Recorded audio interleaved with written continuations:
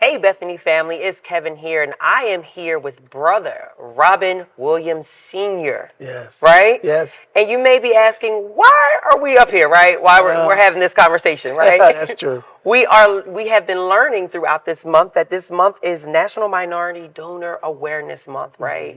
And first, I want to say thank you because you have a personal testimony connected to this month, right? Yes. Which Yes. we're going to dive deep into. But I'm just excited to have you here. Oh, I'm glad to be here.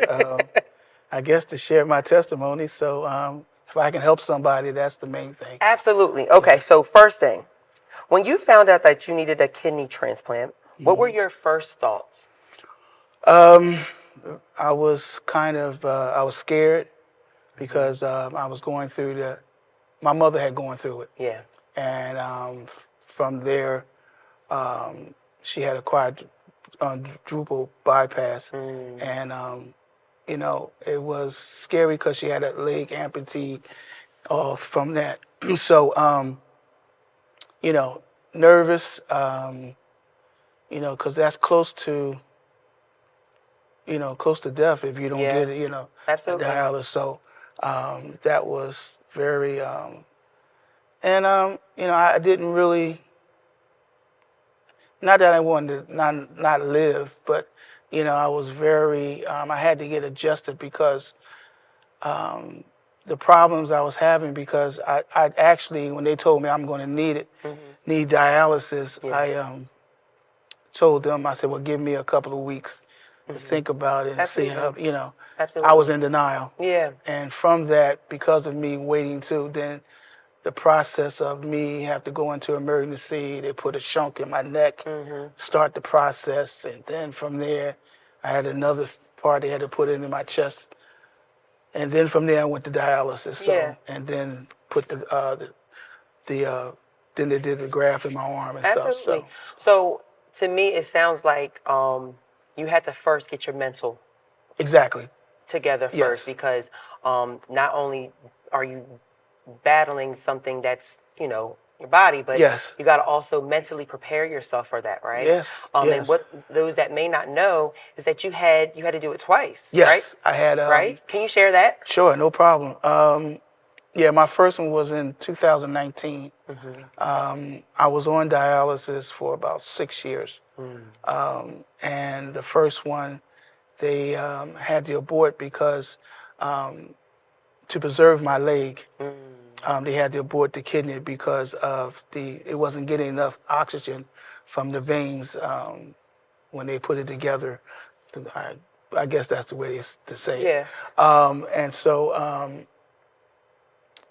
when they looked at it and did an ultrasound or whatever, they saw that it wasn't getting no oxygen. So I had two surgeries less than 24 hours. So when they told me about that, I would have to go back down. I was still in anesthesia was still all in me. So Yeah. it was crazy, but yeah, that was wild. Yeah. So my next question was going to ask you, how was that dialysis process for you, right? Yeah. How did you prepare yourself for that? But not only that, while you were going through the process, did you see any changes and everything? Because, when people go through dialysis, they see changes, they may see physical changes, and it may get them in a oh my gosh, this is happening. Right. Is it happening for the good or is it happening for the bad, right? Right. So how was that process for you? Yeah, Going through it. The change. Thank God that I really didn't have that look like I was on dialysis. Some people, a skin change and whatever. Yeah. But the process of the facility that I was at, we actually hooked our own self up. I didn't stick myself, but we fixed the machine and everything, put it together for us to have dialysis. It was very, I would say, I was sad, but knowing that this machine that I'm putting together is going to make me live. You know what I'm saying? And then too, it makes you weak at times. You can't drink a lot of water because what they're trying to pull off is water. Yes. So, and then there are times when they pull too much off, and then you cramp up and everything, and it's very, it's just crazy. Yeah. And then when you're traveling, you have to go.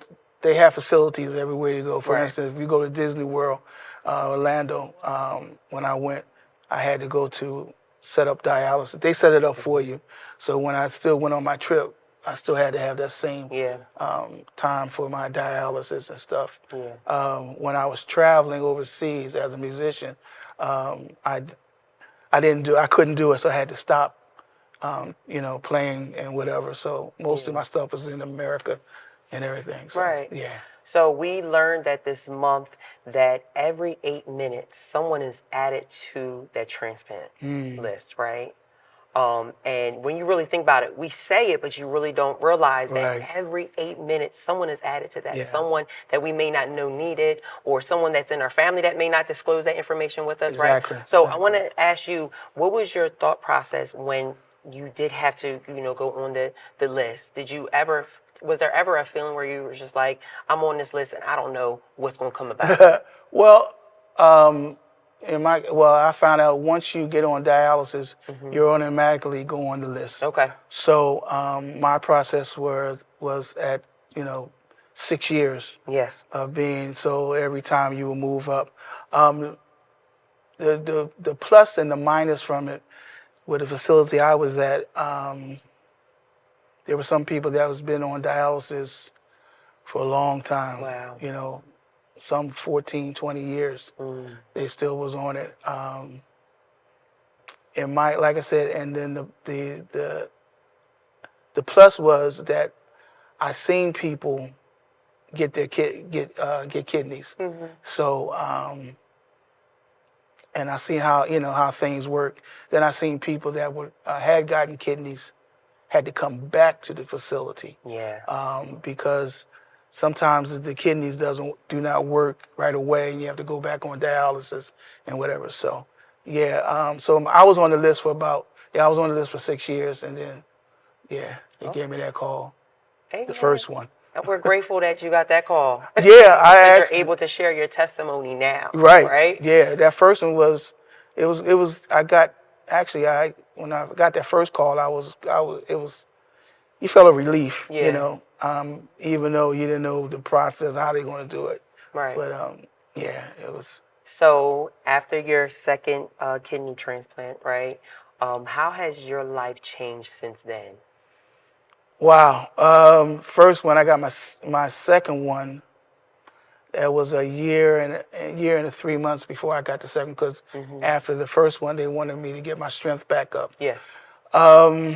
So I actually, when they finally called me, because I got the kidney in September 2020, the second one.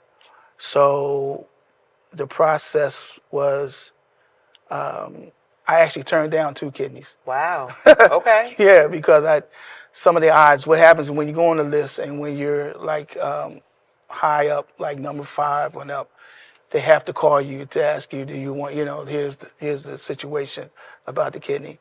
I didn't like the odds on the kidney and Yeah. everything, so I turned down 2.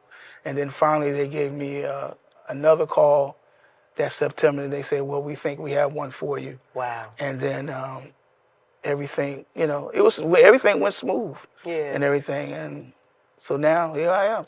Here you are sharing your testimony, Yes, which is yes. so incredible, right? So what I love about church, I say it all the time, is that we come here, to get a word and to worship God, but also that fellowship is very important, right? Exactly. So you don't know that you may be blessing I'm not going to say you are blessing someone's life right now. They may not be in the sanctuary, may be a family member, right? Right. But it also can be a scary thing, as we already discussed. Yeah. So if you could share with someone that's watching, someone that's tuning in, someone that's going to watch later, what are some encouraging words that you have for them that, have to go through the process, that are on the list, or, they just don't know what to do in this Yeah. moment, what to feel? Yeah, well, the problem, I guess you probably feel disgusted. You feel like you can't make it. I've known some people that don't even want to do it, Yeah. go through the process. But I think you should go through it to have another chance in life, because that's what happened to me. I never gave up. I stayed strong to my faith, and I had a good support system with my family. So that was the main thing. It can get you can get tired. Sometimes you can't move or after you finish, you know. But hang in there because, like I said, 6 years was a long time, but knowing that other people were getting kidneys and were able to, I was able to see that, and knowing that eventually I was going to get mine, and sure enough, I did. So you have to stay strong, And I'm not going to say that I didn't have good days or bad days, but you hang in there, and it'll come out great. Amen, Yeah. amen, amen. And I just have to echo again. We thank you so much. No problem. It takes a lot to just share your own personal testimonies, Yeah. and just just sharing it with someone that can bless someone right now. Sure. So for those that want to get more information about it, they can always visit the Innovations Ministries, correct? Yes. So Bethany family, it's our prayer that you felt encouraged from this interview right now, from this discussion. And don't be afraid to visit a rep at Innovations Ministries, because all it takes is just a small conversation. Just a conversation, yeah. Right? That's right. And if you also want to help us transform someone's life by putting action to it, right? Right. Also, you can find out about being an organ donator. And I am one. All right. Yeah, even now, I believe, you can save somebody's life. Amen. And everything. So, and I didn't know who the person was, tragic, whatever. Yes. But I am now 4 years out. Amen. I may talk a little loud because they think that's. I'm not talking loud now. Ain't nothing wrong with talking loud. Ain't nothing wrong with it, bro. Ain't nothing wrong with it. Other than that, so, but I'm 4 years out and feeling strong, and Amen. That's it. Amen. So again, Bethany family, if you have any questions, comments, or concerns about this topic, or even what about this month brings or what it is for someone, please make sure that you visit someone at the Innovations Ministry, and a rep will definitely give you all the answers to your questions, and also have that nice conversation with you. But until next time, again, Brother Robin, we appreciate you, we thank you, and we hope that you felt blessed by this testimony today.